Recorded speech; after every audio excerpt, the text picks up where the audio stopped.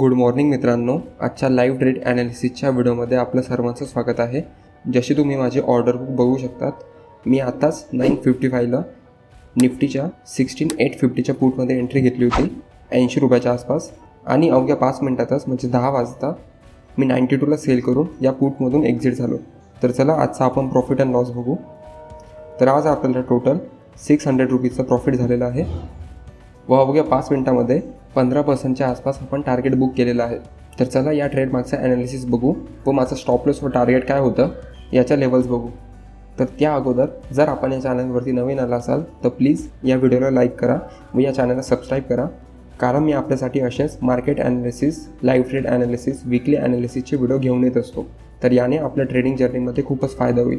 व मी लास्ट वीकमध्ये पण 4 लाईव्ह ट्रेड ॲनालिसिसचे व्हिडिओ अपलोड केलेले आहे, त्यामध्ये आपण प्रॉफिट केलेलं आहे. तर मी व्हिडिओच्या एंडिंगला किंवा वरती आय कार्डमध्ये आपल्याला त्या व्हिडिओची लिंक देईल, तर तुम्ही ते व्हिडिओ जाऊन बघू शकता व त्यामध्ये माझी ॲनालिसिस काय होती व कोणत्या माइंडसेटने ट्रेड केला याबद्दल आपल्याला कळेल. तर चला निफ्टीच्या 5 मिनटाच्या चार्टवरती जाऊ.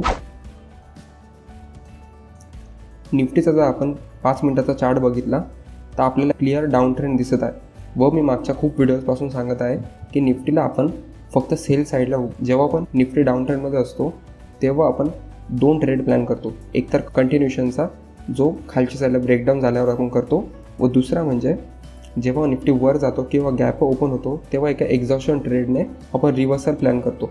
तसं फ्रायडेला आपण या ठिकाणी कंटिन्युएशन ट्रेड प्लॅन केला विथ एक एक्झॉशनसुद्धा होतं, कारण गॅप ओपन होऊन वरच्या लेवलला सस्टेन नाही झाला व खालच्या साईडला ब्रेकडाऊन दिला.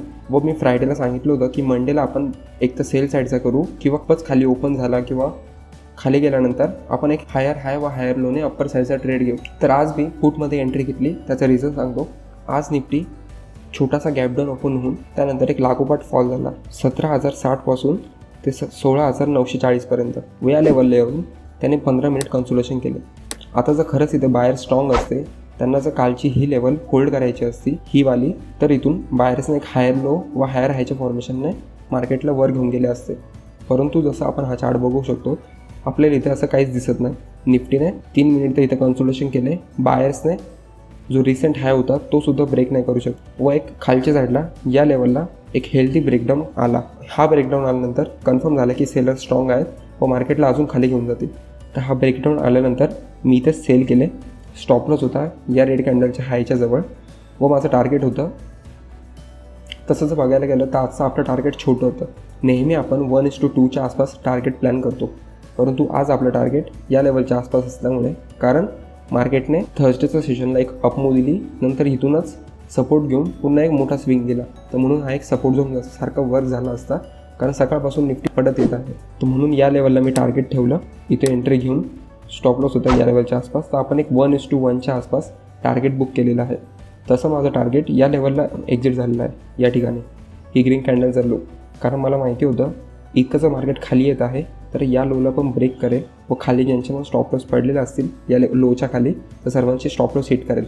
म्हणजे आपण या ट्रेडमध्ये 1:1.15च्या आसपास टार्गेट बुक केलेलं आहे. तर अशा प्रकारे आपण डाऊन ट्रेंडमध्ये एक बेअरिश साईडचा मूव कॅप्चर केलेला आहे. किती ॲनालिसिसने? 3 ॲनालिसिसने, की मार्केट डाऊन ट्रेंडमध्ये आहे. दुसरं म्हणजे मार्केट इतकं पडत आल्यानंतर बायर्स स्ट्रॉंग नव्हते व ते वरच्या लेवलला होल्ड नाही करू शकले. व तिसरं म्हणजे या लेवलचा एक ब्रेकडाऊन आला, तो पण मॉर्निंग सेशनमध्ये. मॉर्निंग सेशन व जे आफ्टरनून सेशन असतं 2च्या नंतर ते खूप वोलॅटाईल असतं, म्हणजे एक साईडची मूव आपल्याला चांगली भेटते. अशा प्रकारे आज आपण हा ट्रेड केला.